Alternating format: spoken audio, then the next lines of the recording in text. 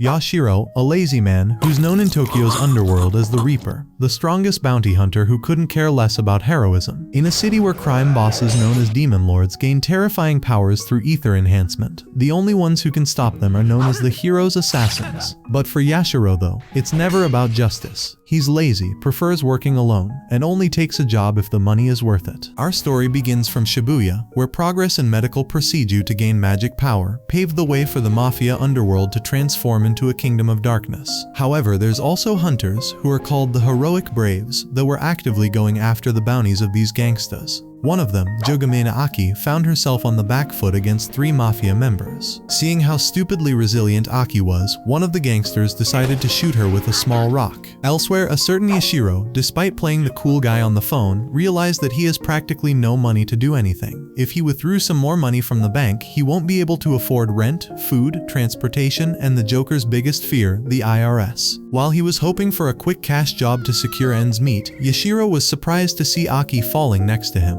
He knew that he was scum, but not the type that would abandon someone in pain. When he approached her hoping that she was no longer of this world, Yashiro took notice that the girl had an injection site on her neck, which meant that that girl is a brave. If that wasn't enough, Yashiro found himself cornered by one of the thugs who had attacked Aki earlier. Hoping to save himself, Yashiro tried to persuade the thug into forgetting that they had ever met, but the latter refused, as he forced the scum to either be gotten rid of right after Aki or get tortured badly before getting eliminated. Upon contemplating whether he should run or not, and the badly injured Aki urging him to run, Yashiro decided to take a different approach. He asked the young thug about who his master was, before claiming that he serves a dark lord of his own, which means that butting heads with him would turn into a turmoil. The young thug hesitated at first, but upon Yashiro injecting himself, he realized that he's dealing with a brave, which made him decide on shooting him. What he didn't anticipate, however, was Yashiro's ability to dodge all incoming attacks in slow motions in Keanu Reeves style, before pacifying the young fella.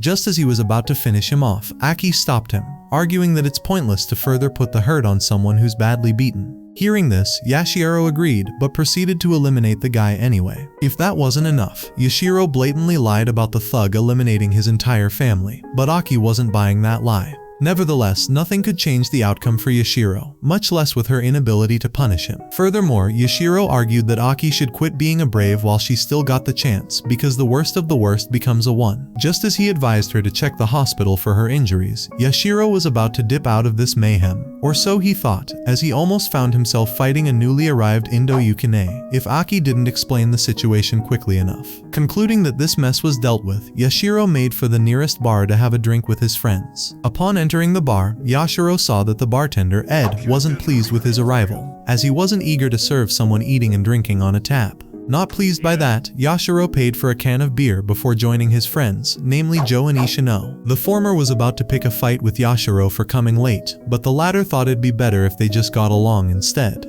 If anything, it was only Ed's glare from afar that prevented the two from trading blows. The trio then sat down to play their favorite card game, when Aki and Yukini entered the bar. Ed tried to dismiss them initially, but allowed them in after learning that they're also braves. To everyone's surprise, Aki approached Yashiro and thanked him for saving her earlier, before requesting he becomes their commander, as they hoped that Yashiro would help them save a friend of theirs from a Dark Lord. When do they need to save her, you might ask? It's tonight. Naturally, Yashiro figured that the girls came from Shibuya Academy, where female braves are trained to be sent to fight Dark Lords in the underworld. In essence, the Academy is a program of producing assassins. Since he hated their guts, Yashiro refused Aki's request, while making it crystal clear that he only got involved because the thug attacked him earlier. Despite that, Aki insists that he joins her, since they need to save their comrade tonight, as well as the Academy requiring them to only go on missions in parties of 3. Once Aki was done with her speech, Yashiro asked if she was trying to convince him to join by relaying the story of her life, to which she agreed, much to his dismay.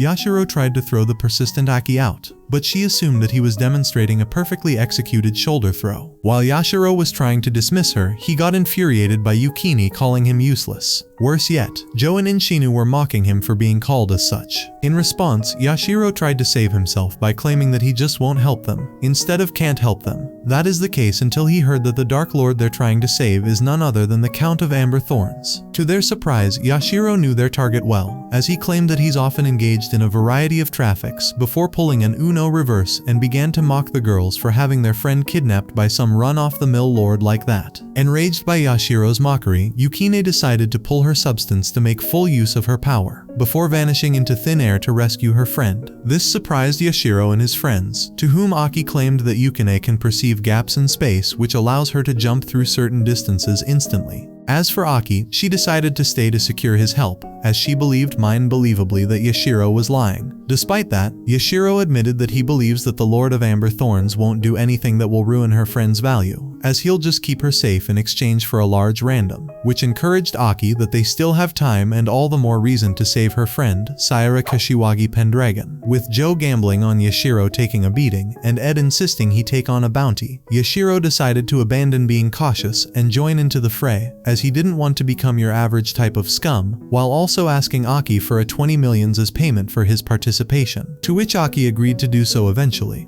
As such, after getting a key from Ed, Yashiro joined Aki, while Ishino did bet on Yoshino retiring from life altogether. While they were inspecting weapons to use, Ed argued that they might be facing swarms of guards, but Yashiro was confident that they could overcome any challenge as long as Yukine is ahead, and as long as they got the bastard sword, which impressed Aki by how long and hard it is, no pun intended. While they were at it, the bar itself got raided by a bunch of thugs, who instantly took a beating from Joe and Ishino. More importantly for Yashiro, Aki did see that the Amber Thorns Lord can use some sort of spell to paralyze others, which assured Yashiro that eliminating him would be a very doable task. Once they got back to the beer hall, Aki was surprised to see the thugs getting defeated by Joe and Ishino, before Yashiro promised to make an even cooler show for her. After a long explanation over what E3, the substance that boosts Brave's powers, Yashiro and Aki sat in a corner close enough to Amber Thorn's HQ, where all accesses were sealed off by guards, which made Aki decide on striking the iron while it's still hot. While Sayara was brought in the most humiliating way to the Dark Lord, Aki began to enthusiastically ask Yashiro to help her waltz in, to which he argued against, especially against everything wrong that might turn their plan into a disaster. At least the air-headed Aki understood that they should avoid needless fighting at all costs. After making sure she's following along correctly, as well as making sure that she knows right from left, Yashiro gave Aki a mask, as it was a Brave equipment. After wearing her mask and putting on her grumpy ex's face, Yashiro and Aki approached the guards and claimed that they were reinforcements that were on their way back from robbing a bank. Before he knew it, the guard found himself paralyzed, then eliminated by Yashiro. Admittedly, Yashiro confessed that there could be other Braves that would have done that same job without resorting to eliminating the guard. But the die is cast, and after injecting himself with E3, Aki decided to follow him to prevent any further bloodshed. Speaking of bloodshed, Yukine had already caused chaos in her infiltration of HQ, which impressed Yashiro as much as Aki's musclehead did. Despite that, Yashiro was certain that Yukine would still lose on her own, as the ether perception of the Amber Thorns Lord counters people with teleportation ability, which makes sneak attacks against him obsolete. As such, Yashiro made sure to tell Aki to not do anything at all in this battle. And he literally meant anything, as her ether perception could turn into a hazard in the hands of an amateur like Aki. By the time they got to an upper floor, Aki made the unexpected decision to turn the opposite direction that Yashiro took, as there were more opponents in hers. That didn't matter much to Yashiro, as he used his ether perception to play the Matrix once again to devastating effect. However, Yashiro also had to remind himself of what's important in his life,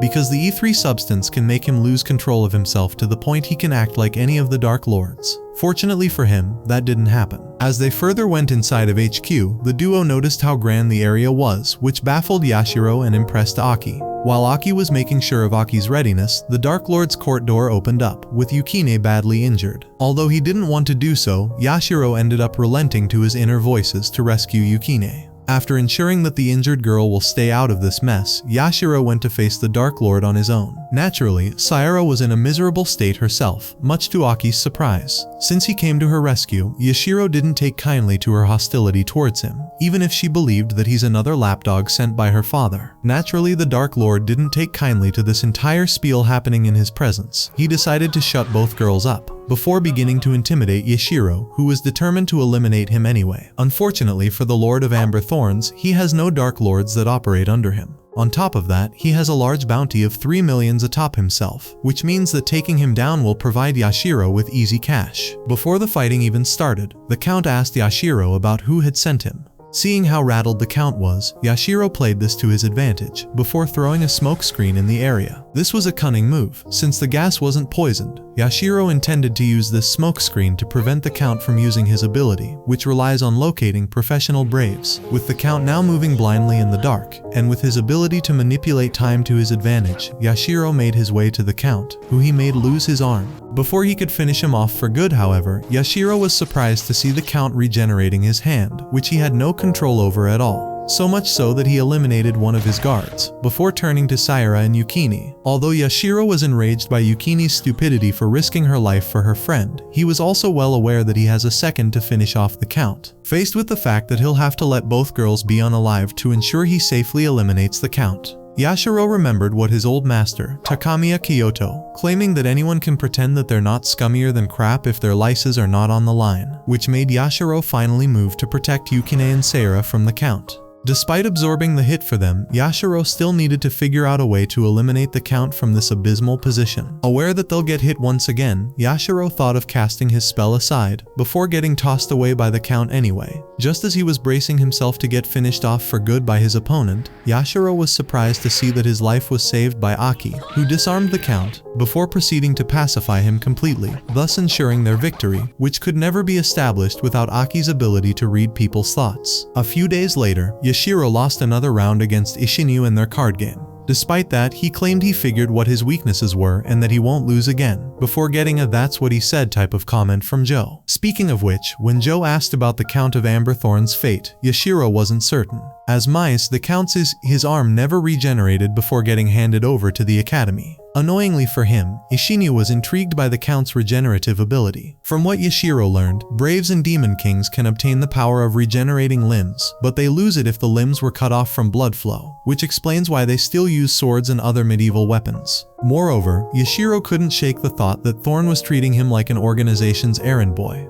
But when Isshinyu requested they look into the case, Yashiro refused, since this won't get them any money. With that aside, Joe couldn't help but mock Yashiro for abusing E3 in that mission, which, if he continued, will eventually turn him into a junkie. If that wasn't bad enough, Yashiro had to bear up with Isshinyu calling him out as a commander of some schoolgirls, especially that they learned nothing from their teachers, and it shows by how dense and stupid they were. And Ishinu's suggestion to work for them for 100 grand yen a month each didn't convince Yashiro to change his mind. On the other hand, Joe wasn't buying any of it, because if he did refuse such a job, then none of the academy girls would ever show up, which they did just now. After assuring Ed that they came in to thank and pay respect to their lord and savior Yashiro, Aki happily stated that they couldn't secure him his payment yet. Instead, she decided to give him her monthly tuition for the time being, which didn't sit well with Yashiro. He tried to get the girls to get out of his sight at once, but Ahi insisted that they're ready to undergo strict training under him. While he was trying to get his rejection through Aki's thick skull, Yukine apologized to Yashiro for her absurd behavior during the mission, before beginning to think of challenging him right then and there. Fortunately for everyone, Sayara seemed to be the most level-headed of these two buffoons despite her odd appearance, according to Yashiro.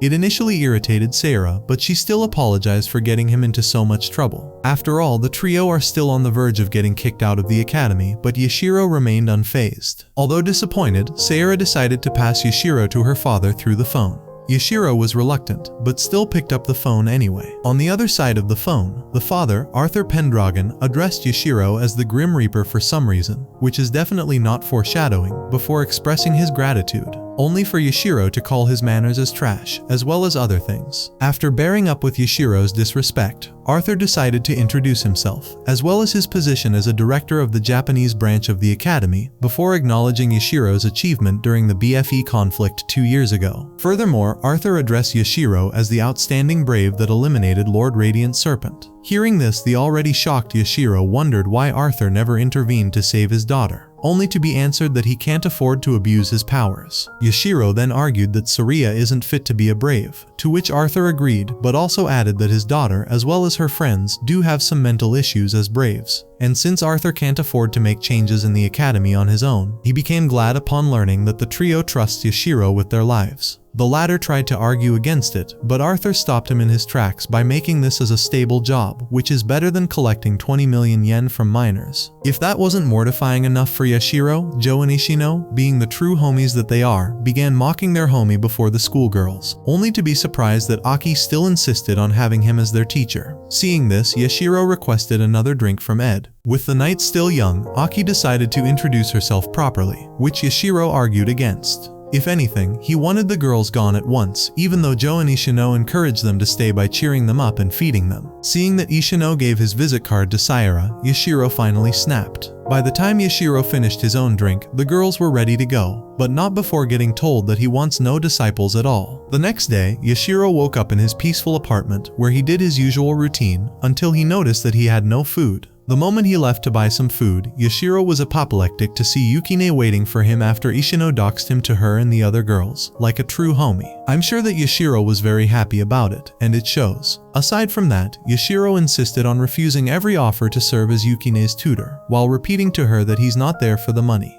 He even went as far as to refuse her offer to buy him food. To Yukine, she can live a very comfortable life with the money she gets from the academy, as well as her free residence at the dormitory. As for Yashiro, he has several places where he can always sleep, he claimed, as he can't settle down somewhere and work properly. Yukine assumed that Yashiro might be jobless, but that wasn't the case. If anything, being a high-level brave brought nothing to Yashiro but even more attention from demon lords, who are increasingly interested in taking him down, as well as hyped folks that want to recruit him. To his surprise, Yukine learned about that from one four-eyed homie of his. Hearing this, as well as taking notice of a suspicious figure outside the restaurant, Yashiro advised Yukine to quit being a brave, since her eventual reliance on E3 will get her cooked one day. Once they left the restaurant, Yashiro made sure to tell Yukine that he still has no interest in being her master. Although Yukine didn't answer that, the two were well aware that they were being followed by some thugs. As such, upon entering a dark alley, they injected themselves with E3, before finding themselves surrounded by Harumi's siblings, who were led by the Wedge of both hands. The latter in particular was so eager to get revenge, especially after Yashiro disrespecting his lord. Although he wanted to eliminate him, the Wedge was tasked with bringing Yashiro alive to the lord's presence. Hearing this, Yashiro rejected the offer. After all, Yashiro considered Wedge's lord, the Demon King, to be a pain to deal with, as he still insisted on recruiting him no matter what. Even if they end up kidnapping Yashiro, the thugs will still have many ways to force him to work for them. Despite that, and after Yashiro mistaking Wedge's bounty for being lower than what it should be, Wedge pulled his daggers out in preparation for the fight.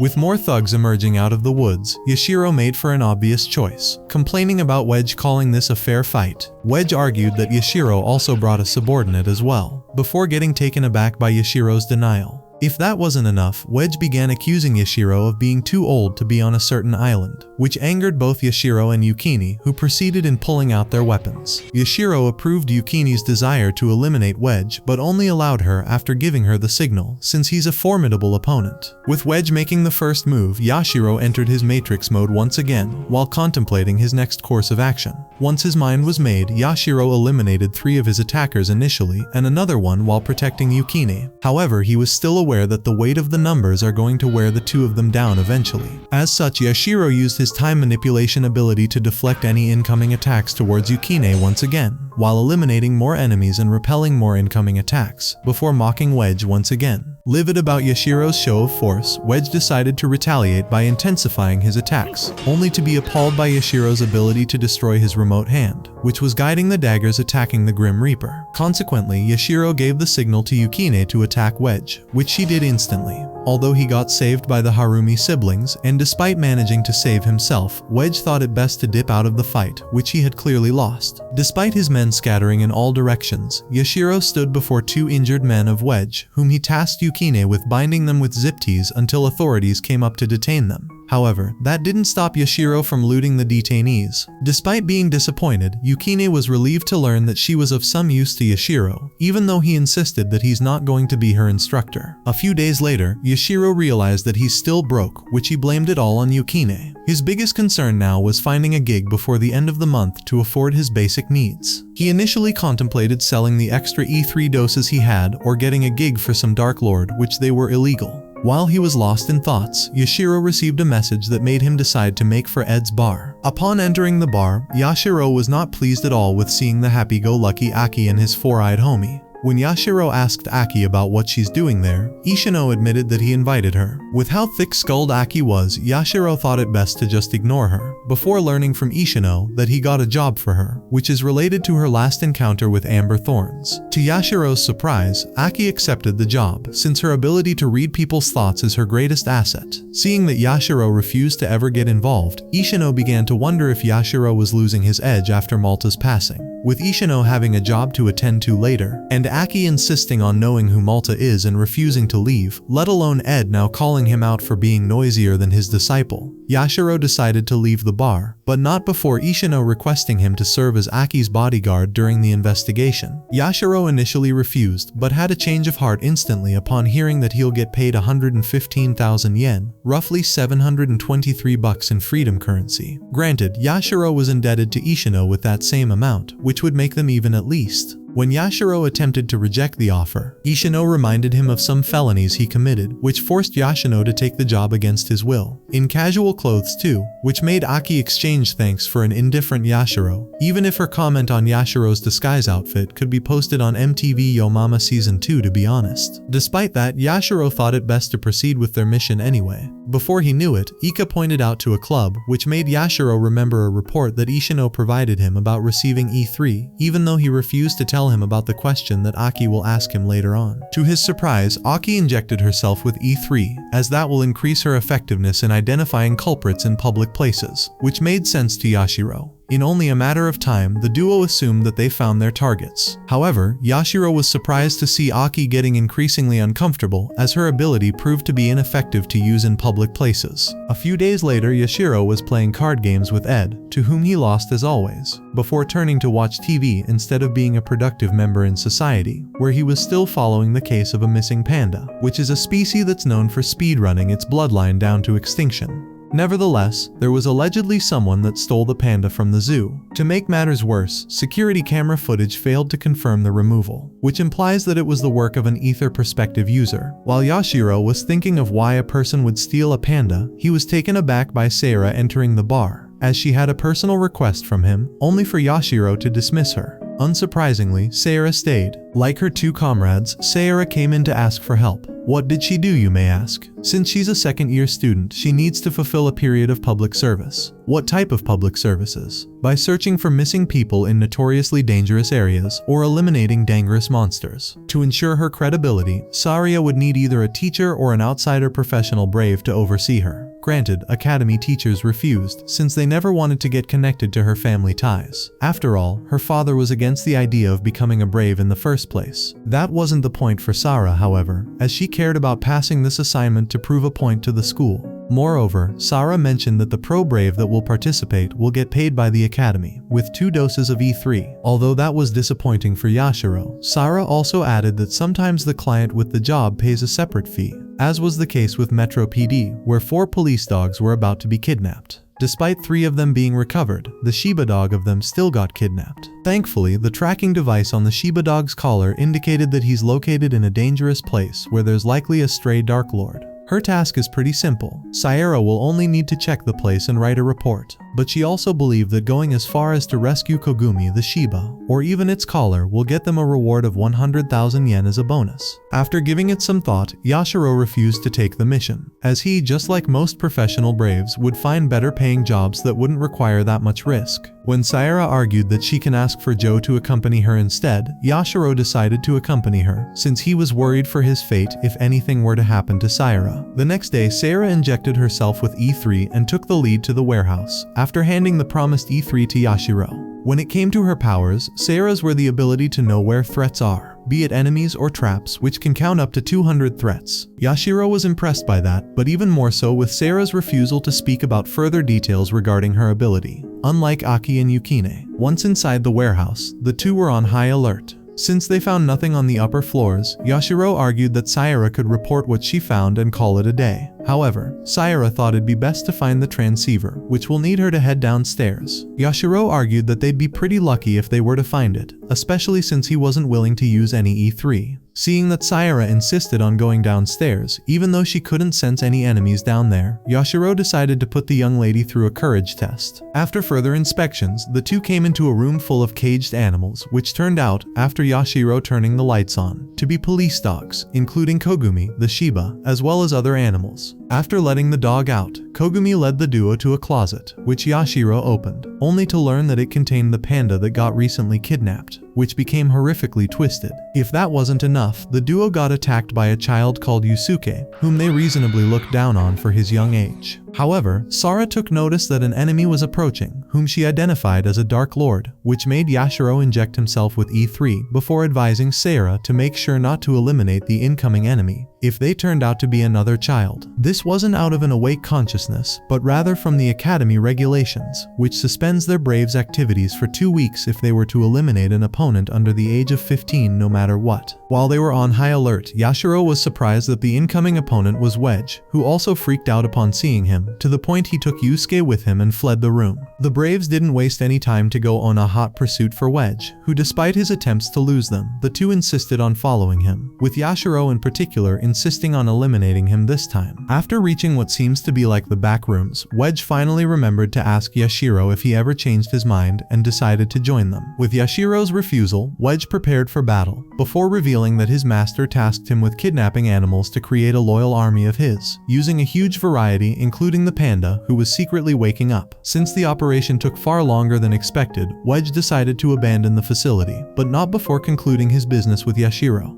To make matters worse for the duo, Sayara took notice of an incoming threat from above, which turned out to be the panda, to their surprise. While Wedge fled the scene just like your dad did in his holy crusade to find the milk, Yashiro was already done with pacifying the threat of his artificial hands. Now he has to find a way to finish off the Chimera Panda, which seemed like a daunting tall order for Yashiro. Figuratively, Yashiro advised Sayara to back off. However, Sayara figured that the Chimera is much weaker than what it seems, which urged her to slay the Chimera before Yashiro delivered the coup de grace to it. 3 days later, Yashiro learned from Joe, who was surfing the net, about the aftermath of the rescue operation, where Sayara took credits for it. Joe thought that the Demon King might send more enemies to deal with Yashiro, only for the latter to be indifferent. Eventually, Sayara came in and paid Yashiro the promised amount, which delighted the man, only for his dreams to come crashing down by Ed, who took the vast majority of his payment like your average tax collector does, thus leaving Yashiro with effectively nothing. Frustrated by this turn of events, Yashiro pulled his anger on Sayara, who despite heading outside as requested, thanked Yashiro for allowing her to handle the situation. Elsewhere, Ishinu was dealing with a thug, where he got severely injured, before ultimately ending up successfully eliminating the thug. Although he made sure that his pursuers were off his back, Ishinu couldn't afford to rest, as one of Arthur Pendragon's maids, Kay, approached him to request on behalf of her lord to work along 5 of their men to take down a Dark Lord, which happened to be the same that Ishinu was after for quite a while already, with the promise of splitting the bounty between all 5 of them, as well as providing him with as much E3 supplies as he wants. Hearing this, Ishinu turned down the offer, given that he's free to choose whatever jobs he wants as a freelancer. Unable to convince him to do so against his will, Kay decided to respect Ishinu's decision, before disappearing as fast as your father did. Few days later, Yashiro kept on checking his texts with Ishino, before getting to think about how traumatic a brave's work of line can be. which, in order to forget about that, Yashiro and his goons attends Ed's Goonies bar to forget about the horrific events they go through. While he was lost in thoughts, Yashiro instinctively decided to loot a deceased brave, who despite taking notice of his daughter's picture, was disappointed that he only got about 8,000 yen. Upon entering the bar, Yashiro was surprised to see Malta, whom he hadn't met in about 6 months. Unfortunately for Malta, he won't be able to see Joe and Ishino, as the former is still working, while the latter's been missing for a few days. To Yashiro's surprise, the reason Malta went missing lately was because he got a job with a company that's willing to make contract employees out of people like him. What type of jobs, you might ask? Simply having Malta in a long line to buy rare items that company needs. Just as Yashiro thought that his gold old friend managed to escape the brave biz, Malta revealed that he got fired after gouging his boss's eyes out and robbing his joint. Why, you might ask? The boss asked him to sell some gaming hardware to a poor old lady. After laughing that off with Yashiro, Malta mentioned that he came here to see if there'll be any buyer for his ticket to see King Rob in Japan. This intrigued Yashiro so much that he wanted to get that ticket. After all, King Rob is a superhuman to the likes of Yashiro and Malta. However, Yashiro's hopes and dreams were dashed when he heard that Malta is selling that ticket for 30 grand. Worse yet, Malta made it clear that he'll sell the ticket to either Joe or Ishino if Yashiro can't afford it, while stating that the amount needs to be paid right now, and that if he needed a gig to pay for that ticket, now would be the best time to find one. Fortunately for Yashiro, the 3 schoolgirls he doesn't like were already looking for him. Their task this time was about helping them with their incoming swordplay test, which will determine whether they can stay in the academy or leave it empty-handed. Yashiro rejected Aki's approach entirely, but relented to that of Sayara, as she promised that she won't snitch to anyone about his help, especially with her father looking down for her downfall. Seeing that the girls were particularly determined to hire him, Yashiro argued that they can't afford that financially, only to be proven wrong, as Aki came in with a large sum of money in hand. Left with no other option, Yashiro argued for a much higher price than what he needed, to which the girls agreed to, with Sarah giving him 50 grand in advance while promising the rest later. The girls were surprised to see Yashiro insisting on starting their practice right away instead of tomorrow morning, and not even the thought that academy ground is prohibited to enter at night could dissuade him from doing so. Despite that, Yukine in particular became super excited to follow Yashiro. Indeed, Yashiro and the girls broke into the school's gym where they grabbed their training equipment, with Aki in particular being exceptionally excited right there. Although he got the girls to get their protective gear, Yashiro didn't see any need for himself to wear any, since he's, you guessed it, a pro. Although Aki wanted to be the first to attack, Yukine actually took the initiative on the attack. Seeing this, Yashiro responded by throwing all of the training swords on the ground, which ruined Yukine attack's momentum entirely. However, the night was not yet over, as Aki decided to charge against Yashiro, who was appalled by her using the exact same approach as Yukine. However, she managed to keep up with his attacks, as reading his mind facilitated trading blows with him. However, making her intentions to make a counterattack obvious was what led to her loss. While he was giving advice to Aki, Yashiro surprised Sarah by throwing a sword towards her. Although she repelled it, she found herself wide open for Yashiro. Sarah argued that his approach was not fair, only for Yashiro to make it clear that her enemies will never care about having a fair fight against her. Eventually, Yashiro managed to get the girls to try to attack him once again, only to pacify Yukine with his jacket, Aki with his boot, and Sarah with Yukine in person, until the trio ran out of breath. Sarah in particular was frustrated by Yashiro playing it dirty, to which Yashiro responded that he understood why they were losing to him. When it came to criticism, Yashiro started with Sarah, who got spooked very easily, and her reaction to that, as well as her brash attitude, shows that Sarah is the type that would prefer avoiding fighting outright if needed, since she was the third to attempt attacking him during sparring. Moreover, Yashiro also figured that her attitude to finish fights very early on is what always makes her on the receiving end, which he figured to be an attitude she learned during training. He was right about that. As such, Yashiro concluded that Sayara would need to care more about winning no matter what, even if it meant taking down her opponent with her. Next was Yukine, who Yashiro was surprised that she's fine the way she is in training. Hearing this, the person that claimed that she never snitches on others, decided to snitch on Yukine's weakness being purely academic, especially when she caught her writing in specific codes that resembled children's scribbles for some reason. Not taking kindly to being interrupted, Yashiro snapped at Sayara briefly, before informing Yukine that she had no major issues. Seeing that she wants to get stronger right now, Yashiro snapped at her by insisting that he'll help her out eventually. And then the main show came in, Aki, who was a total mess that Yashiro didn't know from where to start. Aki was surprised by this, but Yashiro insisted that there's so many things that seemed wrong. Firstly, he noted that Aki's approach to fighting appeared very reluctant, which appeared in the fight against Abmer Thorns, where she genuinely believed that she could win without eliminating anyone, thus making it an issue that is beyond her strength in the first place. However, Aki argued that she was taught that braves are meant to bring hope to others, not hurt them.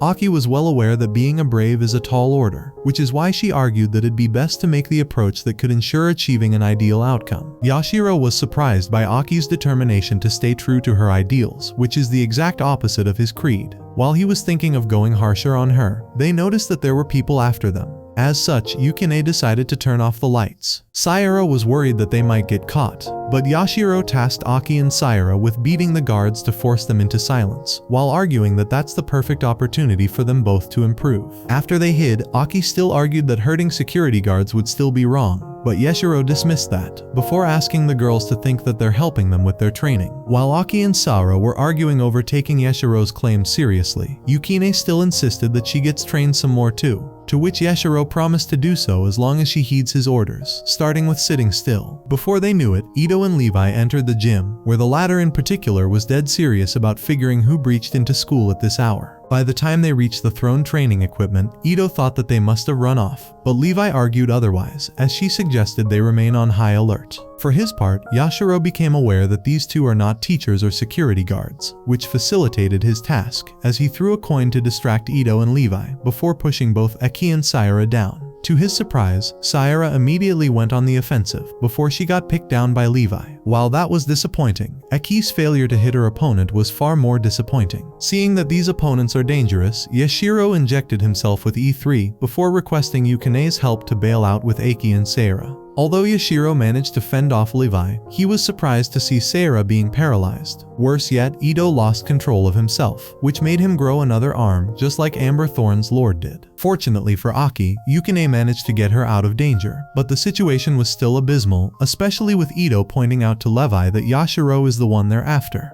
Meanwhile, Yashiro tried to pick Sayara up to flee the scene. Once they reached the academy's gate, Sayara attempted to argue against leaving, but eventually ended up relenting to Yashiro's persistence that she does. As she did, Yashiro found himself fighting Levi on his own, whom he assumed has the ether perception of tracking targets. As Levi started the attack, Yashiro took notice of a dragon's badge on her hoodie before realizing that she's intending to eliminate him for good. Yashiro tried to argue that they move on, but Levi was in no mood to negotiate, as she attacked more vigorously. While Yashiro was taken aback by that, Aki came in to the rescue, albeit she got cast aside briefly. Naturally, Yashiro wasn't pleased with having her by his side, as he was more worried about Yukine, to whom Aki assured him that she must have escaped by now. With no proper assistant by his side, and with no proper weapon to fight, let alone Levi outclassing him in strength, Yashiro was in a precarious situation. A solution was needed. Just as he was thinking of what Levi's ether perception can track, Aki mentioned that Levi tracks sense. Although Yashiro got the information he needed, he didn't appreciate how much of a yapper Aki was. While the two were arguing, Levi decided to capitalize on that and attack Aki, only for Yashiro to come in and intercept her attack before managing to pacify her. Although he didn't eliminate her, Yashiro couldn't tell who Levi and her comrade was. Just as he began to contemplate what to do with her, Ito appeared out of nowhere, where after claiming that Levi is a proud soul, suggested that they forget this fight ever took place.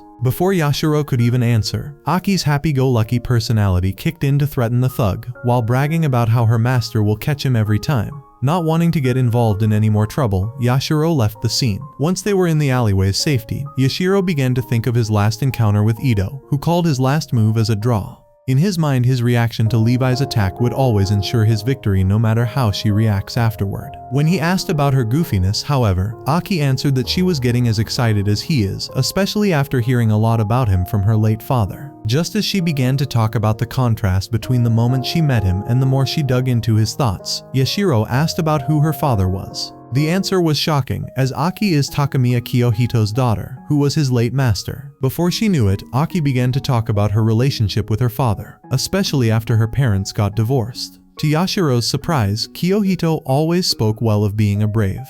When asked about his reasoning to become a 1, Yashiro began having a flashback of his own past. 7 years ago, Yashiro dropped out of high school for personal reasons, and then got kicked out of his parents' house, which eventually led him to running errands for some Dark Lord in Ikebukuro. During one of the intense fights between Braves and Yashiro's boss, the latter found himself becoming unemployed, when Kiyohito eliminated his patron. Left with no other options, Yashiro somehow managed to force himself into becoming Kiyohito's assistant. According to Aki, this probably explains why her dad always had a lofty attitude towards those weaker than him. Furthermore, Aki also mentioned that Kiyohito always spoke happily about him, especially when it came to being a talented individual, which was demonstrated in the many battles he fought in. This didn't make sense to Yashiro, as the master he knew was often weak-willed, coward, and cautious, to the point where he could be cold-blooded and ruthless at times. On top of that, it was also that same Kiyoshi that mentioned that being a brave is the lowest kind of scum, as well as recommending people to stay away from this biz altogether. Although it's been years since Kiyohito passed away, Yashiro was still convinced that being a brave is terrible business. As such, he argued that Kiyohito might have been lying to his daughter. Despite that, Aki argued that Yashiro is a good brave for helping, in a striking contrast to everything he claimed earlier.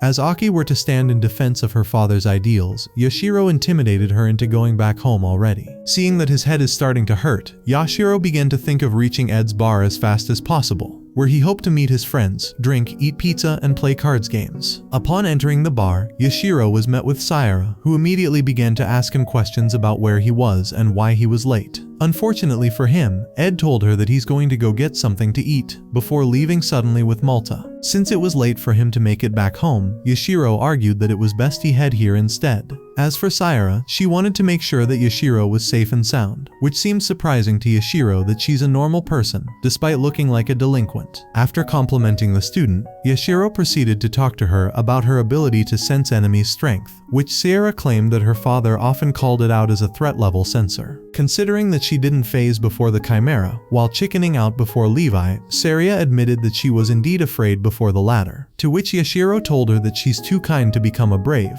which is why she should quit.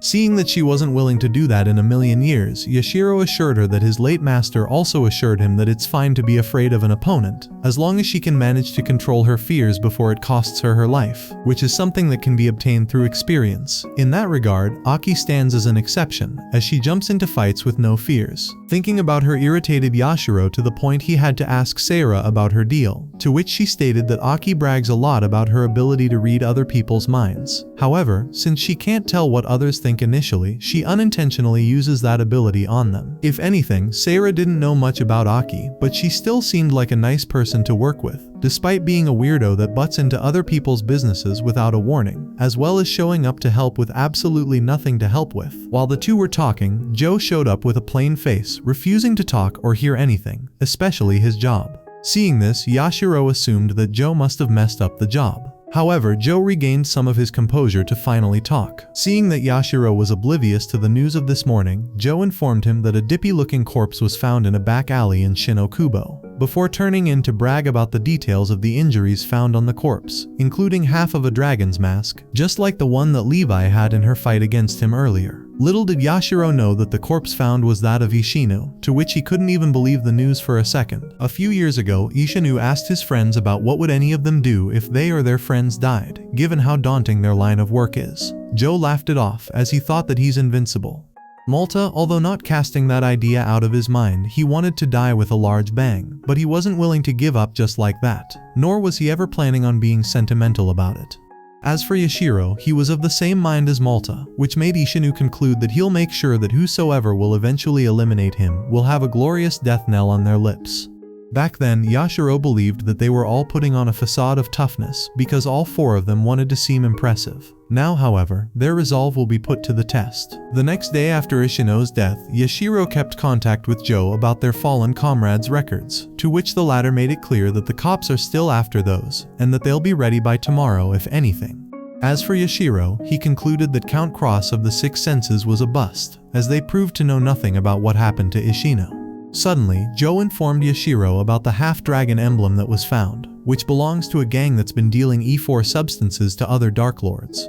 Hearing this, Yashiro assumed that Joe might have learned that from Matsugi. He was right, as the latter had sold Ishino to the half-dragon. Eventually, the two agreed to meet at Joe's garage on Tuesday. While Yashiro was about to grab a hamburger to eat, Malta came in with an unpleasant surprise for the YouTube lords of copyrights, before getting disappointed that he can't bring Sahara to meet that same fate as well, as Yashiro argued against it. Despite the latter's previous excitement to see the underworld for what it is, he now was about to throw up from this horrible turn of events. The next morning, Yashiro went to buy 15 doses of E3, much to the surprise of Haibara the shopkeeper, who assumed that Yashiro was going to consume them all on his own, despite the latter's claims that they were for a whole group.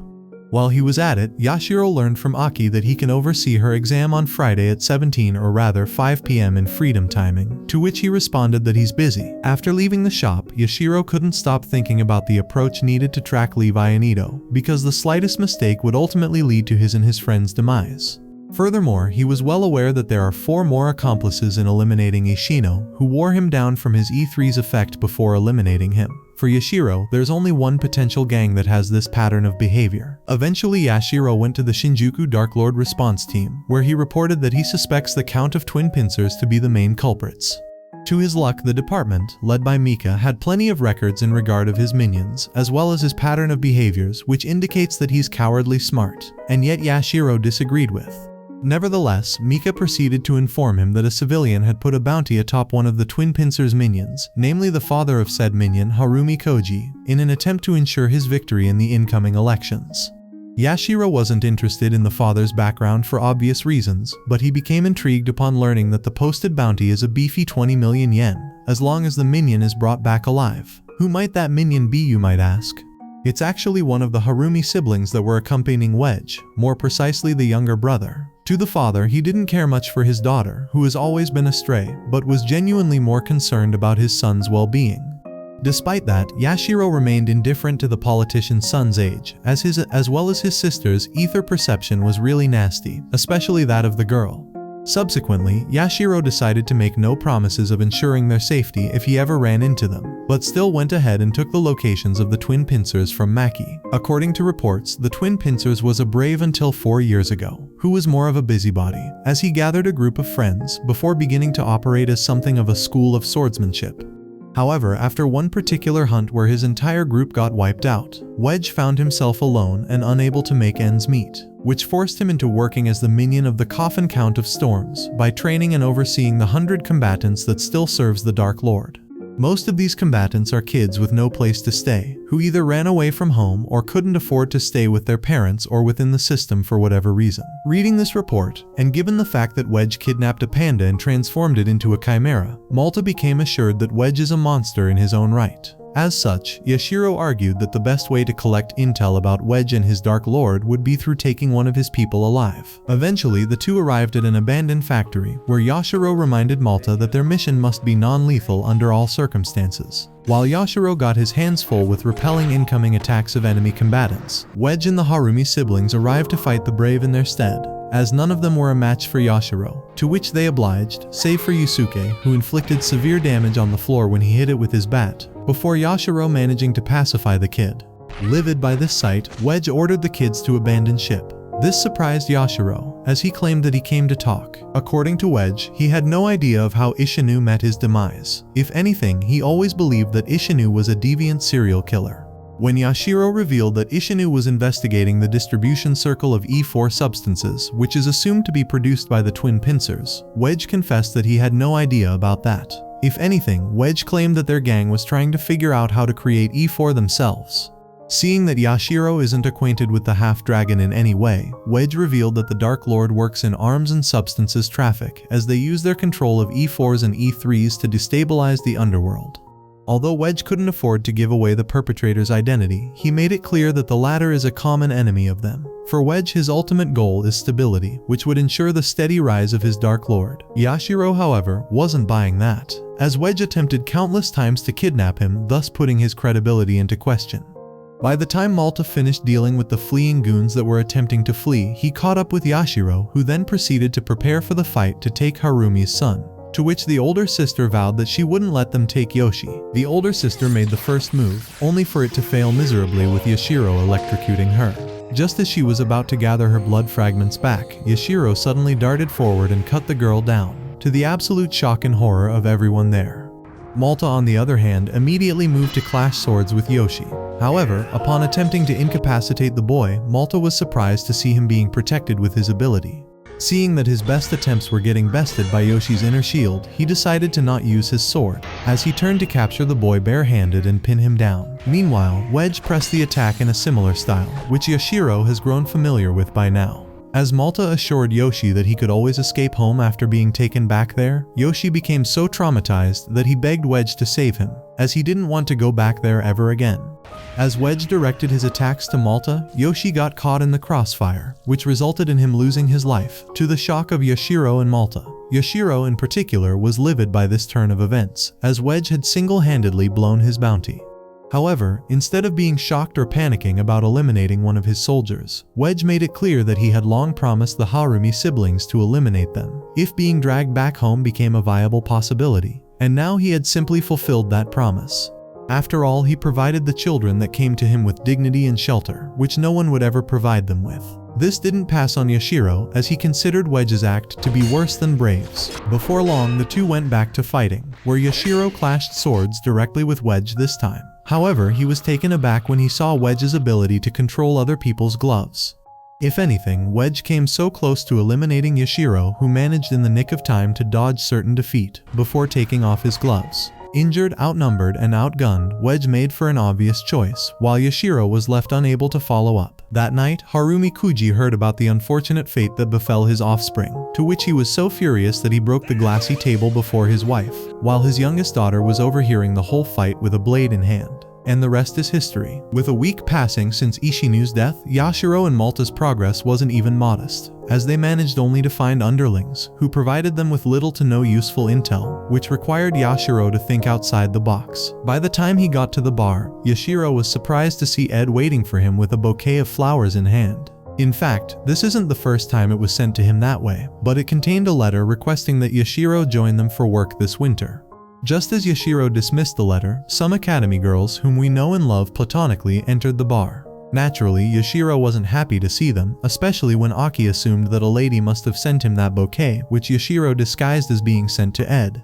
More importantly, the girls came in to ask Yashiro about his reasoning to not observe their practical exam last week, which, despite Yashiro going through so much that he forgot about it completely, he decided to act cool and act as if he didn't want to attend it anyway. However, Yashiro was surprised when Sayori didn't show up, which was explained by her having cleanup duty at school. When it came to the test, Sara and Yukini passed it, but Aki had a draw, which requires her now to have another test. Aki described her opponent as a tough nut to crack, and that their fighting was an epic close-fought battle. Yashiro was skeptical of the whole spiel, while Yukini claimed that Aki's opponent was just average at best. Aki argued against it, but Yashiro decided to trust the former's claims instead. Still, although he was relieved that his advice was definitely useful, Yashiro concluded that the fact that Aki's fight dragged on for so long meant that she wasn't able to make full use of his instructions. Aki confessed that she listened, as well as attempting to do the same trick he performed against Levi that night, much to Yashiro's surprise, as he only refused to eliminate Levi to avoid any needless headache. However, Aki interpreted that as modesty. Dismayed by her inability to comprehend him, Yashiro asked her to read through his mind properly, which she proved completely incapable of doing, as she claimed that she needed to know him better first. Was it counterintuitive? Absolutely, but did it annoy Yashiro further than he already was? Absolutely, as Yukina also began to insist that she get another lesson from him, despite Yashiro's claims that he's busy for the foreseeable future.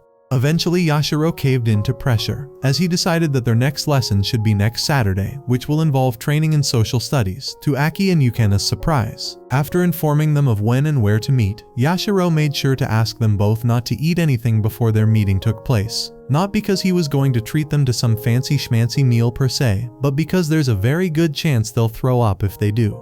Instead of arguing what will be happening in their training session, Aki began to argue more about why Yashiro is talking to Sara of all people, via phone no less, especially since he hadn't exchanged contacts with Aki yet, despite claiming herself as Yashiro's first apprentice. In only a matter of time, both Aki and Yukine insisted on exchanging contacts with Yashiro, despite the latter of the students having no phone at all. while the former began addressing her irrelevant concerns about Yashiro's bias towards Yukine against her, which Yashiro didn't even bother hiding. Later that day, Yashiro and Joe went through Ishino's belongings, where after Joe took all of his late friend's gunpowder, the two began contemplating which card the winner could have from his unlimited decks. Draw your last pathetic card so I can end this, Yugi. My grandpa's deck has no pathetic cards, Kaiba. While they were at it, Sayara showed up to see what favor Yashiro needed her help with. In fact, Yashiro wanted to confirm whether Ito and Levi were involved with the round table or not, to which Sayara didn't have much of an idea about that, let alone her father's knowledge of it, as he's so unpredictable that she doesn't even like to talk to him much. However, she thought that there's a good chance he knows about it, which could arguably be interpreted by his ether perception. After all, Arthur figured out what happened with her at the Amber Thorns incident without her telling him. Just as she thought that was what she was needed for, Yashiro surprised her by saying that he needed her for something else instead, which is related to a woman dressed that Ishino was hiding, whom I'm as oblivious as Yashiro about why Ishino would be hiding. Probably he was some sort of a femboy fetishist or something. Be that as it may, Yashiro requested Sayara to choose some dresses for herself as well as Aki and Yukine since they'll be used for their next lesson. This surprised Sayara as she thought that it'd be best if the other two would choose their own dresses, with Sayara being left to figure herself out. Yashiro got back to playing with Joe, while discussing the intel he got from Malta, as he learned from the guy he interrogated that Ido was a notorious brave who wreaked havoc in Kansai until last year, as he was known for never working with the losing side. Although Yashiro couldn't tell with certainty what Ido's ether perception was about, he was certain that both Ido and Levi are washed-up braves who became outlaws. Worse yet, they infiltrated the academy easily. Since Yashiro wasn't sure if they knew who he was or not, it wasn't clear to him and Joe if running into him was a coincidence, which is why Yashiro thought that it's best they ask someone more acknowledged than pincers, especially since they went as far as to invite him. To further complicate things for him, Yashiro will have to take the schoolgirls alongside him. If anything, Yashiro was aware that taking Joe and Malta would be considered as a declaration of war, especially with the last words that Ishino left him in his recorder, who entrusted him with taking care of the three girls from any danger, especially that they must be connected to the half-dragon in some way. And Yashiro, although reluctant, had prepared himself for the rendezvous he made with the trio. To his surprise, Sayara arrived 5 minutes earlier than expected, and her taste in clothes proved to be girlier than expected. Although he addressed that as a compliment for her, Sayara was embarrassed, so much so she argued that wearing this dress, as well as setting up the other two, was an ordeal in its own right. Yukine in particular was bothered by how hard it was to move in her dress, to which Sayara assured her that she was finding it difficult to move in her own dress as she was. While the two were talking about how much Yukine liked the color white, Aki arrived, embarrassed from the prospect of being scouted as a model, which made the other three move on without her. It was only when Sayara explained it by being her master's choice that Aki accepted the explanation as is, even if it meant that Yukine and Sayara's clothing were meant for a better lesson, unlike hers. Nevertheless, Yashiro addressed that his approach to the previous lesson was pretty straightforward. This time, however, Yashiro will put them both against multiple enemies, where they'll see their hostility upon going in. However, Yashiro also made it clear that this fight will be their opportunity to use whatever technique they might want to try, since they'll take part in a party held by the Coffin Count of Storms, who's arguably the strongest Dark Lord in Western Tokyo. In the underworld, these parties are means for intimidation, which is expressed through the attendees putting up masks. Since he was aware that Ishino was eliminated in their turf, Yashiro was certain that Coffin definitely knows something.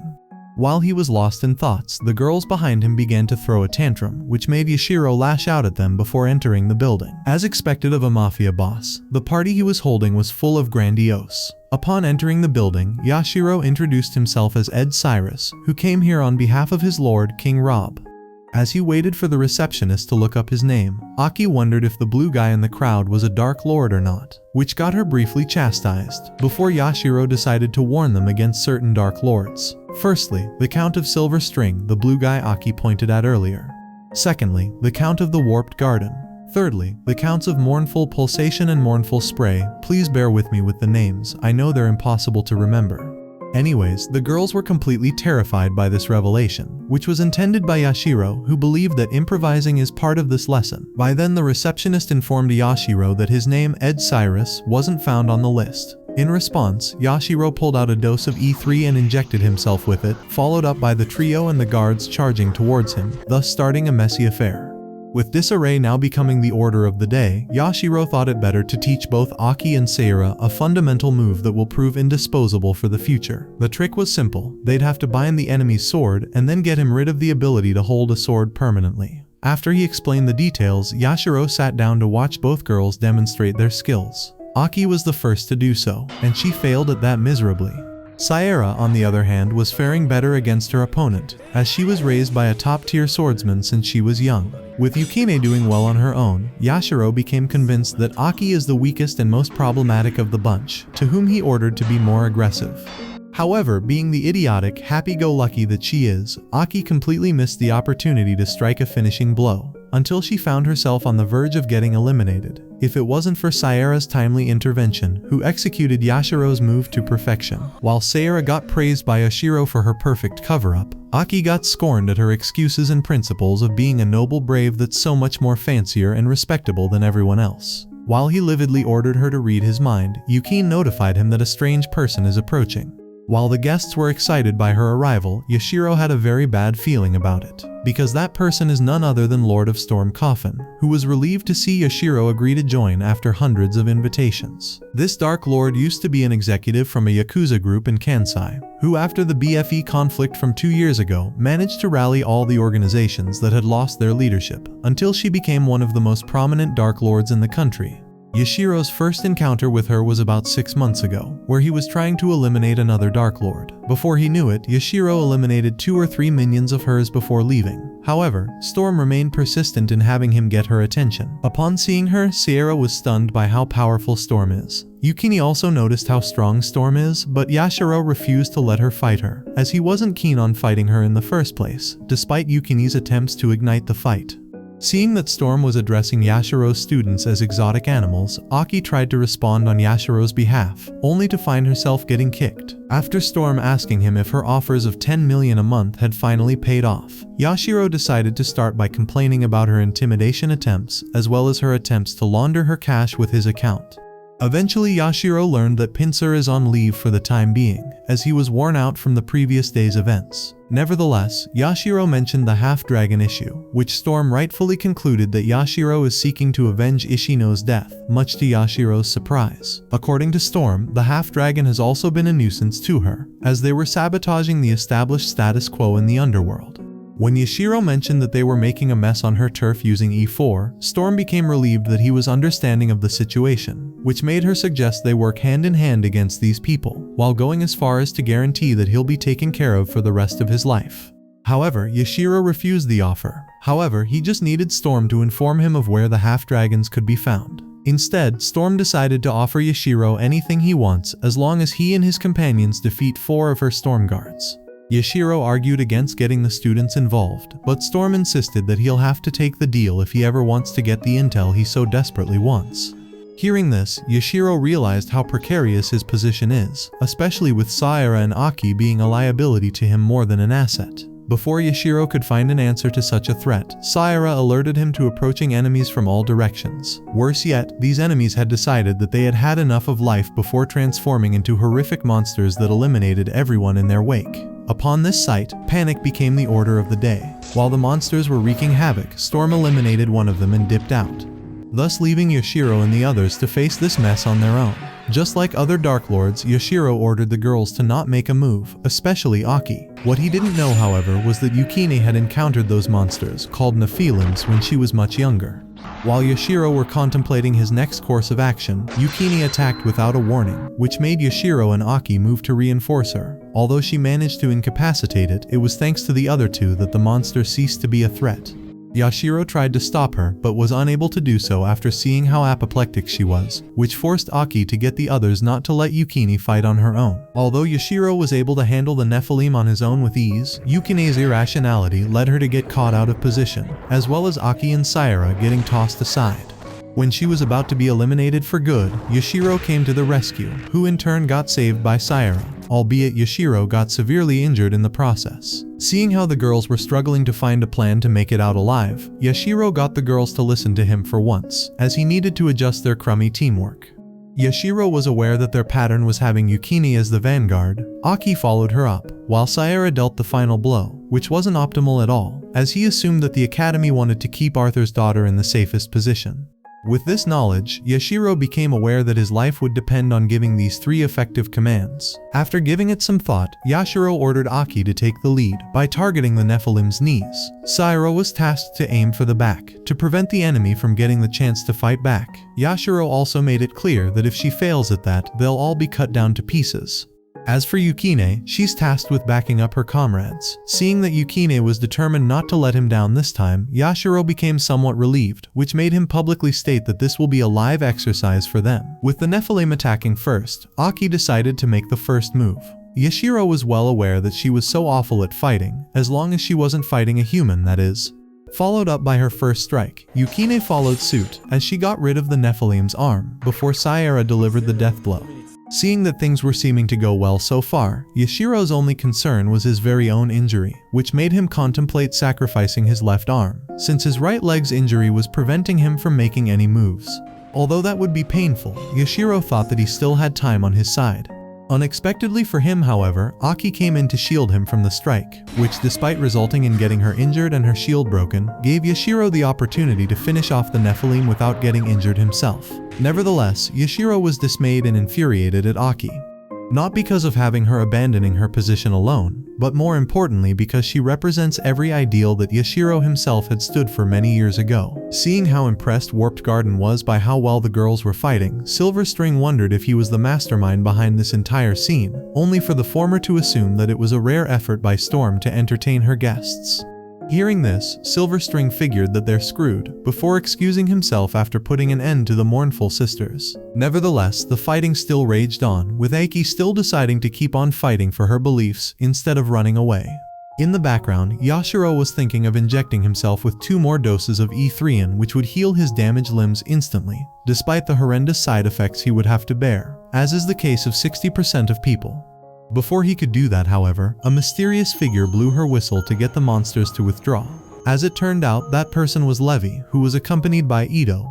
Seeing that Yashiro was still eager to fight despite his injuries, Levi was just as eager as he was to give battle, but Ito was less keen. As such, he tasked her with leaving the scene while he'll deal with Yashiro in person. After making it clear for all 3 girls that he'll allow them to leave the scene unharmed if they were to not fight him, Yashiro realized that Ito is being careful in his approach. Aware that Ito was hoping to have both Yukine and Sayara knocked out before getting Yashiro and Eki surrounded, Yashiro began contemplating injecting himself with another E3 dose, before deciding to buy himself some time. The two then proceeded to talk about Ishino, where Ito confirmed that Yashiro knew who he was, before calling him out as a real piece of work that eliminated 3 of his men, before getting rid of Ito's arm.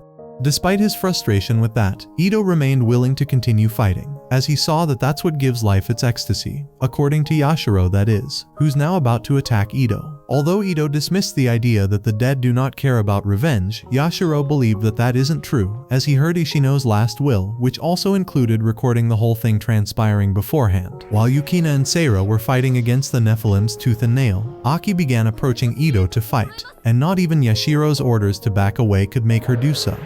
Despite her inability to be a good match for Ito, as well as annoying Yashiro for her sheer incompetence, Aki managed to buy enough time for Yashiro to calm down and heal enough before proceeding to read his mind, as Yashiro instructed her to do. As she did, Aki suddenly darted forward. This was part of Yashiro's plan, which was built upon realizing that Ito isn't used to his oversized arm yet, thus allowing Aki to put Ito on the back foot this entire time. Getting fed up with Aki's shenanigans, Ito kicked her away. Just as he was about to finish her off, however, Yashiro healed enough to throw a dagger at Ito before going to deliver the final blow in person. With Ito and the Nephilims being dealt with, Yashiro couldn't help but mock Ishino for losing to someone as dumb as Ito. With Ito no longer being of this world, Yashiro and Sayara managed to eliminate an incoming Nephilim before concluding the day. Despite that, Aki thought it best to press on to pursue Levi and her potential companions, but she was, just like Yashiro and the others, in no shape whatsoever to do so, as she ended up being put on the ground to lie down. Worse yet, no amount of E3 could generate Aki's lost eye, or so Yashiro thought, as the moment he was going to inspect her injury further, her eye regenerated, much to Yashiro's surprise. Since that day, Storm had disappeared. As for Levi's fate, people believed that she got eliminated as well, but Yashiro was certain that she must have hidden somewhere. Hearing this, Ed assumed that Yashiro must have been done with his revenge quest, but that could not be further from the truth. In fact, Yashiro was still determined to get to the bottom of this matter and figure out who was behind the assassination of Ishino. Furthermore, Yashiro was also interested in figuring out what's happening with Aki, especially since she regenerated an eye. Granted, Yashiro asked Ed also about whether his master was actually married or not. Ed tried to change the subject, but Yashiro insisted, as he revealed that her regeneration ability is something that only E4 consumers are capable of, let alone that Aki herself was surprised by such a revelation. Hearing this, Ed refused to answer, which made Yashiro even more persistent, only to get no answer and lose the game, much to the recently arrived Joe's amusement. While Ed went to get the food and drinks that Joe requested, Joe himself was in such a good mood for being productive, especially after beating some small dark lords, which made him even refuse to accompany Yashiro on a trip he was planning to Hokkaido, especially that Joe was well aware that they'll meet with a priest that he hates with his guts. Granted, Yashiro assumed that Joe was eavesdropping on him regarding his master, even though he was loudly yapping about him with Ed.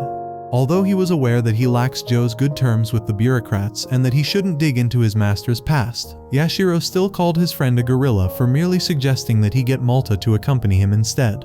If anything, Ed mentioned that Malta went on a well-paying gig, so he won't be available for the foreseeable future. Unable to get anything from Joe, Yashiro asked Ed for anything about his master, which made the latter only claim that he was the strongest brave of all, yet died with no regrets over some nonsense. Hearing this, Yashiro began to remember that his master often spoke of some weird things when he got drunk, to the point where he would sound delusional. Despite that, he did remember that Kyoto had indeed mentioned that he would appreciate honorable braves, which got him mocked by Yashiro, Joe, and even Ishino before all got punished by him. These memories were what made Yashiro, deep down, admit that he never had the guts to admit that he wanted to become an idealist like Aki. While he was drinking some coke in a random restaurant, Yashiro couldn't stop thinking about the connection between Aki's regeneration ability and that of Ito to the half-dragon in E4, when he suddenly saw Yukine entering the restaurant. The latter made it clear that she barely managed to make it out of campus with how strict the security was around it. Jokes on the security for being breached by Yashiro like it was nothing. Nevertheless, the two were well aware that things were getting hectic in town lately, especially with Storm going missing, which made minor Dark Lords take on this opportunity to expand their turf. Although this might have seemed like a good money-making opportunity for Yukine, Yashiro made it clear that the hard-working braves are the ones that get eliminated very early on. Still, he was thankful for Yukine for coming in to give him some much-needed intels. As such, he decided to let her treat herself to whatever she wants. Yeah, I think you know where this is going, and Yashiro's pathetic look at his wallet says it all. Even more so was his utter awe at how she was eating massive portions in one bite, including an entire slice of cake. At least she enjoyed the food, she better did rather. More importantly for Yashiro, he began getting the answers he needed. Yukine confirmed that she used to be an ex-soldier, which explains the way she fought with daggers, let alone the way she talks. Based on that, Yashiro also assumed that Yukine came from the Shadow region in Hokkaido, where many Dark Lords have established their own city-states. The situation there got so bad that mercenaries began to make a living by keeping an eye over the Dark Lords and their minions there. In addition to mercenaries, a military organization came in to lead them in their defense. Although Yukine couldn't remember the name of her unit, she acknowledged that they were all brothers and sisters to her, and that the unit itself was her home, where they ate and trained together. It goes without saying that they also fought and patrolled together. Hearing this, Yashiro was surprised that rumors that orphans were recruited in the ranks of mercenaries in Hokkaido proved to be true, even if kids like that tend to be lifers. As he wondered the reason that the academy would recruit them, Yashiro mentioned that Yukine called the monsters from that night as Nephilims. Back in Hokkaido, these Nephilims were often treated like bears, who never bothers human gatherings usually. If push came to shove, it was the adults' duty to fight these monsters, until their camp got attacked by a whole horde of them. Granted, none of the soldiers managed to survive against the incoming horde of Nephilims, which left a much weaker Yukine back then to watch their demise as well as that of her friends, whom she desperately tried to protect with her life. Seeing that he's opening up an old wound for Yukine, Yashiro asked her to stop talking and not cry, even if she believed that her weakness and cowardice back then were the reason that her closest friend back then got unalived. Seeing that she couldn't hold her tears, Yashiro thought of what he could say to invigorate her spirit, only to decide not to, as Yukine proved to be determined enough, and it showed from the way she fought alongside him. As such, he agreed to make her stronger, and their first destination for this quest would be Hokkaido, since he got some stuff to do there anyway, much to Yukine's delight, which made her even more excited to train now that she threw a tantrum about it. Shockingly enough, Aki and Seira also arrived to see their friend with Yashiro, thus indicating that she's been followed by her friends this entire time. Left with no other option, Yashiro agreed to train Yukine, much to Aki and Seira's dismay. That night, Yashiro was busy training all three girls, where Aki and Seira, in particular, were livid that they were excluded from the mission he was about to go on with Yukine. Although Aki found herself thrown on the ground for her wrong assumptions that Yashiro is turning into Yukine's sugar daddy, Seira then followed suit, only to find herself wide open for a counterattack. Yukine then proceeded, and although she came close enough to beating Yashiro, the latter turned the tables against her almost instantly. After getting informed of what she needs to do in future situations, Aki and Seira approached Yukine to make her let go of Yashiro. Seeing that she wasn't going to yield, Yashiro forced his hand and threw all three girls away instantly. Eventually, Yashiro relented to have Seira and Aki tag along. Although he wasn't so excited about it, Aki's happy-go-lucky mode got activated. Aware that her sensei's job is a big one, Seira argued that he should get some protective gear for their current training, especially that they were using actual weapons. This didn't make any sense for Yashiro, as this training was meant to eliminate people, but he still agreed to use them. After getting beaten by their sensei, Aki couldn't grasp the fact that Yashiro is a sadist, before his disappearance after he informed her of when to be up tomorrow. After Seira parted ways with her friends, she found Yashiro offering to accompany her home. Fortunately for her, she informed her father about that, because the road had been blocked since there were repairs to it. Nevertheless, that gave enough time for a brief conversation in the car. Granted, Seira requested that Yashiro brief her at least on what their mission will be, since she will be, alongside the other girls, will be accompanying him. After explaining that she's asking out of consideration for Aki and Yukine, who didn't seem to care, before Yashiro could even respond, he took notice of a car following them, so he decided to take another route to lose his pursuers. While he assured her that they're still too green to understand, Yashiro began to assume that the people at the party were also making for Hokkaido, where they'll be after disrupting the status quo there by selling substances and weapons there. However, that also didn't make sense to Yashiro, as he couldn't understand why the half-dragon would bother targeting Storm. Given that he can't trust Pincer's claims, Yashiro thought that he'll have to rely on the three girls. Meanwhile, Wedge was having dinner with an old lady, whom she found that the half-dragon's involvement in the ongoing Dark World's crisis is magnificent. That wasn't the end of it, as this old lady had also expressed how interested she was in what E4 can actually do to evolve the human body, to the point they'll live forever. Seeing that he doesn't even have the hands to eat, she tasked him with lapping the food, in exchange for her becoming his new E3 financier instead of Storm. To her surprise, Wedge didn't take these words kindly, as he used his magic to choke the old hag out of her dear life. The guards advanced at this sight, but instead of defending the old hag, who's known as India Inc., the guard made her head detached from between her shoulders. Before she could even revive, the other guard squashed her head like it was nothing, thus finishing her off for good, in favor of serving Wedge from this point on. Although one of these guards, who are his students, argued that eliminating Ink is necessary as part of getting rid of anyone that cooperates with Half-Dragon, all in order to restore the status quo between Dark Lords. 2 days later, Yashiro and the girls arrived at Mount Maui in Hokkaido. While Seira was uncertain if they have enough provisions to camp outside, Aki assumed that they are enough, only for Yashiro to crush her hopes and dreams in the blink of an eye. Worse yet, Yukine began to complain about how hungry she was, which made Yashiro make all girls only settle down to eat by sunset. After assuring Seira that he got everything covered, Yashiro asked Yukine to identify the turf they're in, which she did instantly, as the Dark Lord owning this garden was a one that she assisted years ago, who required them to eliminate a Dark Lord that was they eliminated after wreaking havoc there. Hearing this, Yashiro complimented Yukine. As Aki was wondering about who the rupturing star charts is, Seira and Yashiro informed her that he's one of the top 3 Dark Lords of Hokkaido, whose ether perception allows him to control the weather allegedly. When it came to Yashiro's objective, Aki assumed that he's going to rake star charts and enlist his aid, only for Yashiro to tell her that she's wrong, before throwing a snowball at her. More importantly, Yashiro warned the girls that Nephilims are active in this area,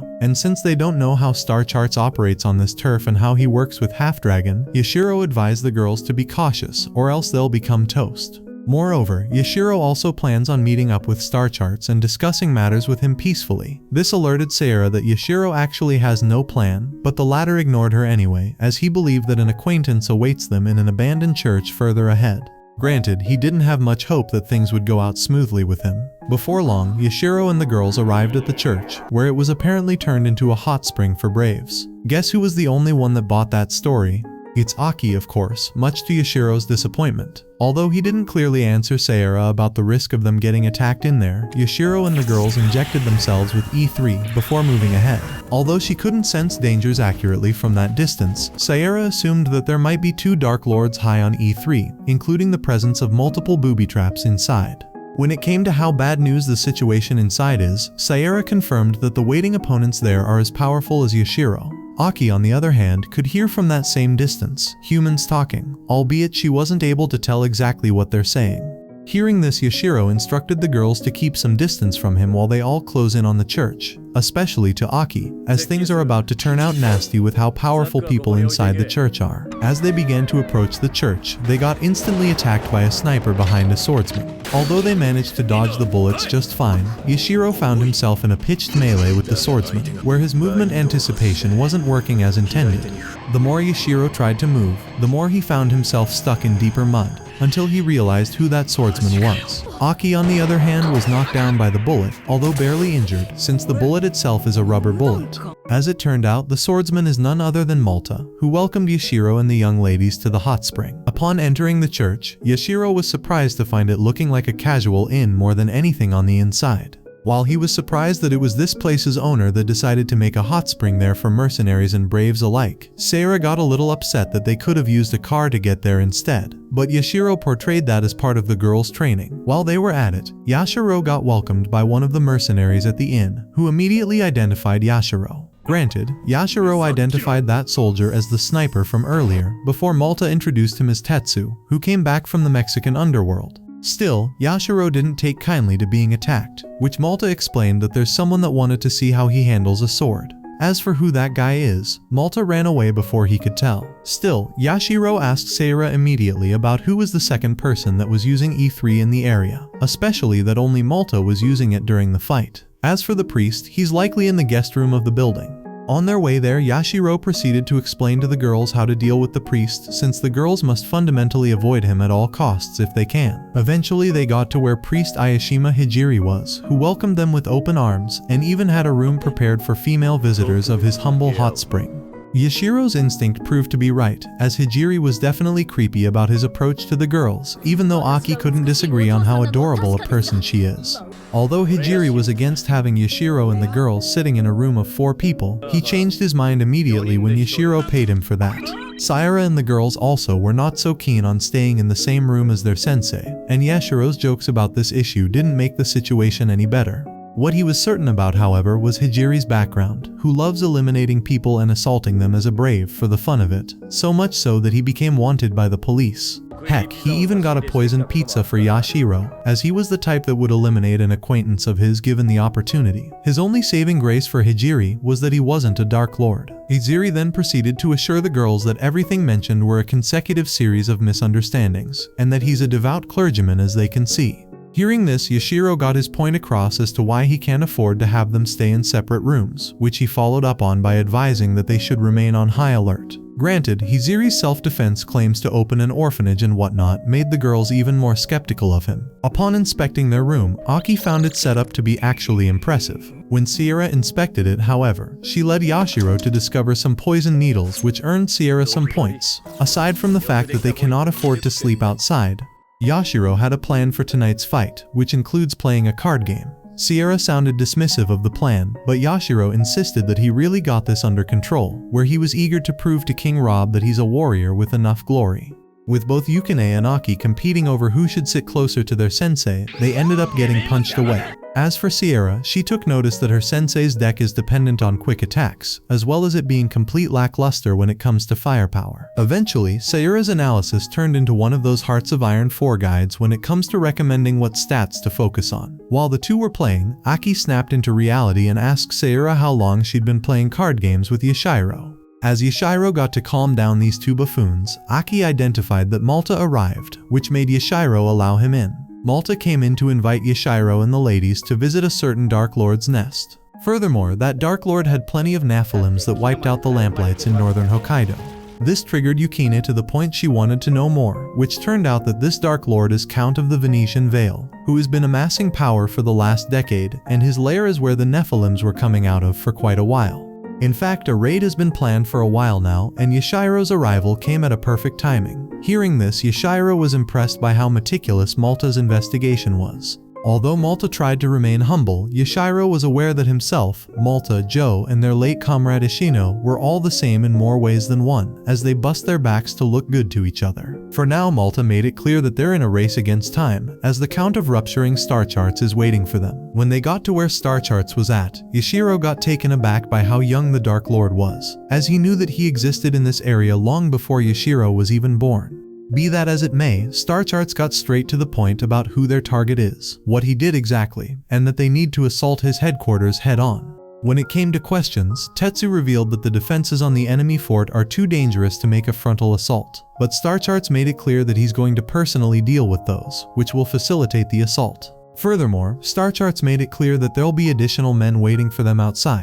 Yashiro, on the other hand, thought that the plan taking place tonight might be a bit too rushed, to which Star Charts agreed with, but he had to do so now against his better judgment, as the longer this takes, the better chances their target will have to escape, which will severely affect his prestige. Granted, Yashiro couldn't let this Dark Lord look down on him either, so he had to stand his ground before his students. Seeing this, Star Charts decided to leave his teasing aside and express that Yashiro is a brave warrior worthy of respect. With questions finally over, Star Charts proceeded to analyze the terrain with everyone else. While they were at it, Aki couldn't help but tell Yashiro that helping a Dark Lord and taking down another feels so wrong, but Yashiro assured her that everything will be fine. After all, people that care about their reputation can definitely be trusted, which is the case with Star Charts. Once everything was set in stone, the Dark Lord left the meeting alone and went deep into the woods, where he spoke to a bunch of people talking to him through forest animals, in the Ainu tongue no less, before using his ether perception to change the weather. While he was at it, Setsu got the squad members that will invade the fort. Shikizaki, Hota, Soya, Kumashi, some e-girl, Higa, Onoda, Hatakeyama, Kito, Tsuji and Malta, followed up with Yashiro and the ladies, before finally proceeding to carry on with the operation.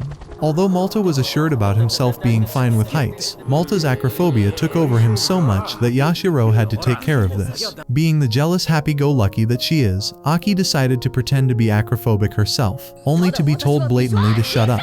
Sayara urged her not to anger Yashiro any further, but Aki argued that she had the best of intentions of doing so, in the most shameless way possible, by outright angering Yashiro with her obnoxiously loud voice that scared Malta even more.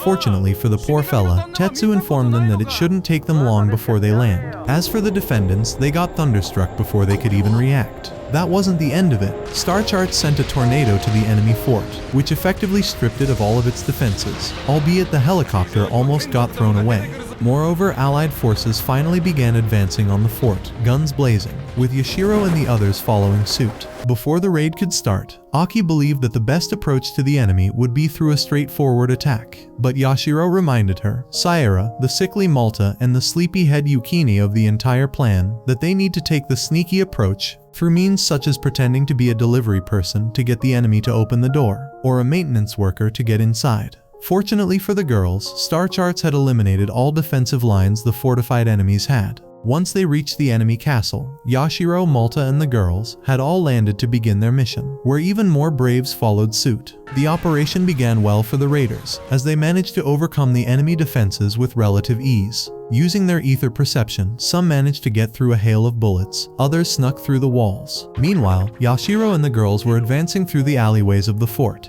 Yashiro made Aki trip by trying to take the lead so recklessly. After letting Yukine and Sayara take the lead, Yashiro informs them that there's no need to assist other braves, as they're already professionals themselves, and that the force's task will be to distract the defenders while Yashiro and the girls find the Dark Lord. Speaking of which, Venus Vale assumed that he got sold out by the mercenaries he hired, namely Tomo, Seiki, and Drit. Once he was assured that they didn't, Venus Vale decided to prioritize his escape, even though abandoning his library was a bitter pill to swallow. While the mercenaries were having high morale during their escape, the raiders were increasingly using their ether perception to annihilate all sorts of resistance that came their way.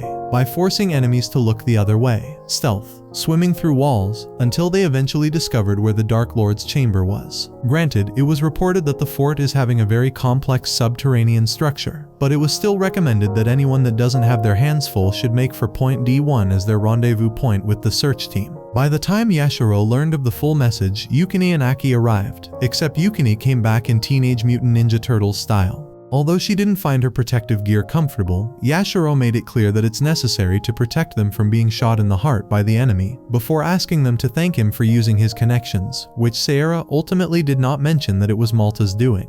As for Aki, she was grateful for what she got anyway, even if the shield was squeezing her chest, much to Sayara and Yukini's dismay. As for Yashiro, he wasn't having none of it, before getting back to remembering that Malta is busy doing some intelligence work to learn about the half-dragon, since that's far more important to Yashiro than just eliminating the Dark Lord if anything, which all things considered, Malta must be well underway. Be that as it may, Yashiro advised the girls to be cautious, since no one knows what ether perception the enemy have, especially Aki, whom he made it clear that courage isn't what he's looking for. Upon entering the room they were looking for, Yashiro and the girls realized they were in an AI data center, with countless bodies being stored to be transformed into Nephilims. The trouble began, however, when Yashiro took notice that Aki got so overwhelmed by the multiple voices she could hear at once, so much so she had a massive headache. Worse yet, Sayara alerted Yashiro that powerful enemies were approaching them. Aware of how critical the situation was, Yashiro ordered the girls to be quiet as he negotiated with them instead. Eventually, Venus Veil arrived at the scene, alongside his mercenaries, where Tomoe in particular was excited to go for a 4v4 battle. Granted, Seiki instantly figured out who Yashiro was, and he was certainly nervous that he held tightly onto his whistle, which Yashiro identified as the same as Levi's. As such, Yashiro offered the mercenaries the opportunity to go freely in exchange for the Dark Lord, but Tomoe wasn't so eager to accept such an offer. Instead, and against Seiki's advice, Tomoe doubled down on performing her duty of protecting their client. With everyone finally drawing their weapons out, Tomoe marked her targets, and the battle effectively began. While Yashiro urged Aki to get a hold of herself, the enemy approached slowly. Yashiro became aware that Venus Veil had a switch to turn the lights off with it. As that happened, Yashiro used his ether perception to detect everything that's taking place in his surroundings using his hearing. While he was at it, Sayara ended up getting attacked, after a failed attempt to repel an enemy attack, before Aki intervened to save her. That didn't matter at all to Yashiro, who remained focused on the incoming attack to the point he managed not only to repel it, but to counterattack Tomoe. Feeling robbed, Tomoe requested that the lights be turned on, as well as support from Seiki. Granted, Yashiro managed to stand his ground easily against the two of them, even though he was concerned about the girls, as Aki got injured in her thigh. Moreover, she wasn't able to land a critical strike due to her lack of skills, as well as the injury she just received. Yashiro tried to entice Sayara to take the initiative and deliver a decisive blow, only for her to unleash a wild swing that resulted in her hand getting injured. Yukina's intervention also came at a terrible timing, as her arm also got badly injured. With all three girls now incapacitated, Yashiro was the only one left in shape to deal with the enemies, as he pacified Tomoe and disarmed Seki briefly. However, seeing that he can't effectively fight, Seki blew the whistle, which made Drit enter the battle to buy enough time for his comrades, and not even Yukini could stop him from doing so. Seeing that he was the only one stuck in battle, Venus Veil decided to turn off the lights. Yashiro began to contemplate how useful this darkness is for Venus Veil, as he can see through it via alternative means. However, Yashiro also was aware that the longer this fight drags on, the more disadvantageous it'll get for Venus Veil, as the raiders are in hot pursuit for him. Left with no other option, Venus Veil went to clash with Yashiro, as he hoped he could overpower Yashiro. However, Yashiro was recalling his exchange with Malta earlier that day, as well as what his master Takamiya had taught him about channeling his power into a single concentrated point. Even though it's not a versatile technique in application, it provides increased power when swords are crossed. Upon applying his technique, however, Venus Veil asked if Yashiro learned this technique from Takamiya before getting eliminated. By the time Malta and the raiders reached Yashiro, Venus Veil was already laying low. However, Yashiro made it clear that he'll give the girls an earful once they're back.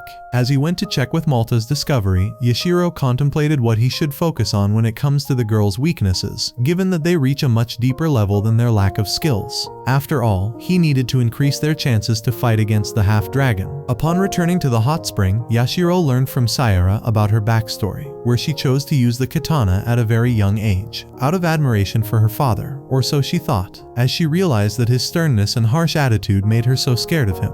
Yup, Sayara had daddy issues and it shows. As such, Yashiro decided to give her advice on how to deal with her fears. After all, Yashiro was well aware that King Arthur simply didn't want his daughter to become a brave, which explains why he traumatized Sayara. Yet again, Sayara still went ahead and became one anyway. Whichever her reasoning to get into this line of work may be, Yashiro was well aware that he needs to dissociate her from her sympathies, or else she won't survive as a brave. As such, Yashiro made it clear that Sayara is simply not cut out for this job. Before he could learn why Sayara was so eager to become a brave herself, Aki began to brag about how her master will forget he saw anything about them after getting drunk much later. However, Yashiro reminded them that if it wasn't for a certain corrupt priest, he wouldn't have stayed with them at all. Moreover, Yashiro was worried that he's starting to lose control of his anger, especially that he used way too much E3 in such a short time. As for Aki and Yukine, they began to argue whether they should run their masters back or not, to which they decided to do so, despite Sayara advising against that. Granted, Aki got what she deserved for emerging out of the water so suddenly, before mentioning what are the weaknesses that each one of them were having. Starting with Yukine, who was too stupid, even if he knew exactly why she's always been losing her composure whenever she sees a Nephilim around. Hearing that she's not cut out for this line of work either, Yukine revealed that she, just like Sayara, wants to become as strong as him. Yashiro wasn't buying it, so he passed to give his feedback to a certain happy-go-lucky, who instead of lashing out at her as always, was reluctant to tell her her weaknesses straight up. In fact, he refused to give her any proper feedback, nor praise her for her performance, which he considered as terrible either way. Before Aki knew it, Yashiro told her to quit being a brave for good, as it's a job for the scummiest of people, just like her father. Once they all reached the dining room, however, Yashiro and the girls were stunned that everything was already consumed within mere 10 minutes, as Malta pointed out that they made it there a little earlier than expected, before apologizing to Yashiro for being such a piece of work, as he claimed that a nibble devolved into eating Yashiro's share of the food. Despite that, the girls were not willing to give up on picking leftover food, while Yashiro was on the verge of lashing out at Hijiri, before getting to prepare for his cards game, before getting joined by the girls. As he tasked Yukina Sayara to get him some water, Aki arrived after drinking a lot of uniquely flavored water, so much so she no longer began to act naturally, as if Aki was ever thinking straight in the first place, much to Yashiro's horror, who even refused to take a sip from her or from Malta. As both Sayara and Yukina went to keep an out-of-control Aki in check, Yashiro got approached by Hijiri, who offered his quote helping the girls unquote, before getting to run after a handful of coins that Yashiro threw away for him to catch. Eventually, as Yashiro sat down with star charts for dinner, food was served to the girls, and Hijiri caught the coins. As for Yashiro himself, he got thanked by star charts for dealing with Venus Veil, before assuring him that his payment will be deposited in his bank account tomorrow. Granted, Sacred Map didn't want to make an enemy out of Yashiro, especially that he was well aware of his history with Storm and Half Dragon. Yashiro also learned that Star Charts has no intention whatsoever of joining those two Dark Lords, which explains why he wants to stay in Hokkaido, where no one would ever oppose him. If anything, Star Charts isn't very knowledgeable about Half Dragon, but he was eager to ensure that they'll be exterminated if they ever dared to intrude in his turf. Before Yashiro could ask any questions, he received a call from Joe. Once he tasked Malta with taking care of the girls briefly, Yashiro went outside to see what's going on. As Joe asked if there's any new developments in Hokkaido, Yashiro revealed that he learned about experiments that were taking place in the region, but more importantly was that Takamiya Kiyohito, his master, was a former executive for Half Dragon. After a brief flashback of a discussion he had with his master, and his surprise back then that his master had a daughter as they bought a boa hoa from the vending machine, the much younger Yashiro by then got taken aback when he learned from Takamiya that he has a child, even though he was well aware that he probably shouldn't have the right to have a child of his own as a brave. Before they knew it, the two injected themselves with E3 and prepared for battle, as they got surrounded by multiple enemies from all directions. Back to the time being, after Yashiro revealed what he learned to Joe, he proceeded to reveal his master's connection to the E4 developments, which was more than just a tool to turn people into Nephilims. Instead, this substance was made to become a revolutionary invention that's capable of regenerating lost limbs and organs, even if it required very specific conditions of compatibility, as it was the case with Amber Thorn and Ito, who had relatively high tolerance. Even though these details were not clear yet, Yashiro was certain that Venus Veil was receiving funds from Half Dragon to continue the E4 research, which included the usage of many injured unidentified men, as well as a certain 10-year-old child at the time, who was highly compatible for E4, who he couldn't find much more details about. To his luck, however, Joe struck a strong match between that and the details he got his hands on. As it turned out, Jo had dug into Aki's past, which probably explains her questionable regeneration ability, as she died once 7 years ago in the crossfire of the October Meguro War, which took place after her parents' divorce. Granted, her death certificate got updated into being alive again when Aki entered the academy. Jo tried to reach out to Aki's mother, but she succumbed to her illness after a 2-year struggle, and seeing her daughter resurrecting as a zombie certainly contributed to her demise, according to Jo at least. Hearing this, Yashiro began to connect the dots, and everything began to make sense about Aki's involvement in this entire spiel, including her behavioral and mental reset to back when she was 7 years old. For Yashiro, he was well aware that his master was a scum that wouldn't shy away from doing anything shady. However, he didn't understand why Takamiya would get himself involved with E4's development. Be that as it may, Takamiya failed miserably in protecting his family, which also affected Takamiya's way of treating Yashiro. When Yashiro mentioned that he'll be back to Tokyo the following day, Jo informed him that he better hurry, as Ed got shot and he's now in a coma.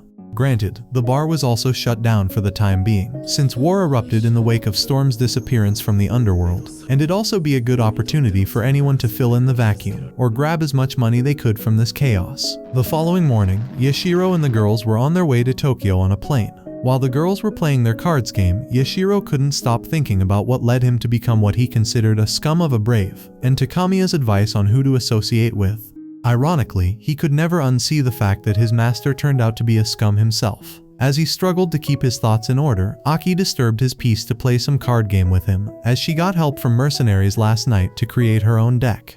Hearing this, Yashiro decided to play with her. As they landed, Yashiro took notice of the heavy presence of law enforcement forces in the airport, as well as seeing the results of the gang violence in Tokyo itself, where Dark Lords and their minions caused a bloodbath in Tokyo in their power struggle. While Aki was doing Aki things, Yashiro and Saira were following the news and began to comprehend the full scale of what's happening. As such, Yashiro made the surprising decision to drive them elsewhere, which Aki interpreted as a way to eliminate those Dark Lords that caused this mayhem. Saira didn't expect that Yashiro would ever agree with Aki on something, but Yashiro was actually serious about his stance this time, as he had no other option. Yashiro also argued that Saira should get her abusive father to pick her up and keep her under his protection, to which Saira relented on staying with him and the girls instead. Furthermore, Yashiro mentioned that Storm is still alive and kicking, and that he also believes that she's been manipulating this entire war from the background, according to intelligence reports that he received from star charts in Hokkaido, as well as his own discovery in the fortress that Storm is a part of Half Dragon 2, which means that the fight she claimed she has with them was an attempt of her to break out of them, since Storm was too persistent on recruiting Yashiro. As such, Yashiro wanted to get to the bottom of this issue on his own. When it came to their preparations for this incoming battle, however, Yashiro made it clear that they're short on E3, as he only has 4 doses left, 1 dose per each, and it's not guaranteed that they'll be able to leave the city safely to get more supplies of which. More importantly, Yashiro revealed to Saira that they're being followed since they let go of those subordinates of Levi. After discussing what needs to be done with Saira and keeping both Aki and Yukini to sit in their places, Yashiro revealed that they'll find enough supplies of weapons and E3 at a rendezvous point with Jo. After providing them with their doses of E3, Yashiro solved their transportation issue by borrowing a car from a garage. His approach to borrowing it was definitely questionable to Aki, but Yukini prioritized that she shouldn't be concerned about that, as much as sitting still, because Yashiro isn't a very good driver as it seems. As Saira confirmed that by revealing that she rode with him, Aki began to act like your crazy act and got to choking Yashiro while he was driving, and he could have been a goner hadn't he appeased Yukini to save him. This came at such a bad time, as their pursuers were hot on their tail and Drit was awaiting to ambush them. That concludes the anime recap. As always, if you enjoyed, let me know down below and I'm out.